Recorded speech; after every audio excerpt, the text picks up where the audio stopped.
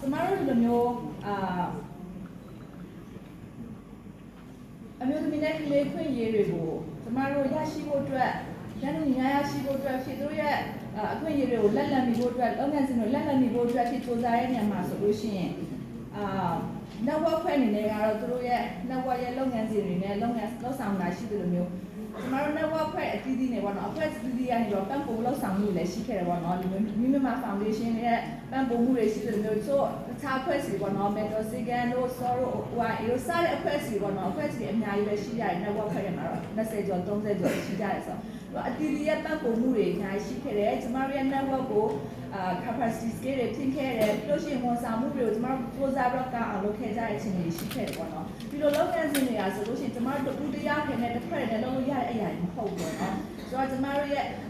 ဒီ community တွေကနေပြီးတော့မှစပယ်ဝန်ထမ်းရဲ့လောက်အားတွေလည်းလိုတယ်ပြီးလို့ရှိရင်အဖွဲ့အစည်းတီးအဖွဲ့ချင်းစီတွေရဲ့ပူပေါင်းလှုပ်ဆောင်မှုတွေလည်းလိုအပ်တယ်ပေါ့နော်ဆိုတော့ဒီလိုလုပ်ငန်းလှုပ်ဆောင်နေတာလူမှုရေးလုပ်ငန်းတွေလှုပ်ဆောင်နေတာကမျိုးရှင်တဲ့လုပ်ငန်းတစ်ခုဖြစ်တယ်ပြီးတဲ့အခါကျတော့ဒါကကျမတို့ compensation တွေနဲ့ဆိုလို့ရှိရင်အရန်ကိုနည်းတဲ့အရာဖြစ်တယ်ပေါ့နော်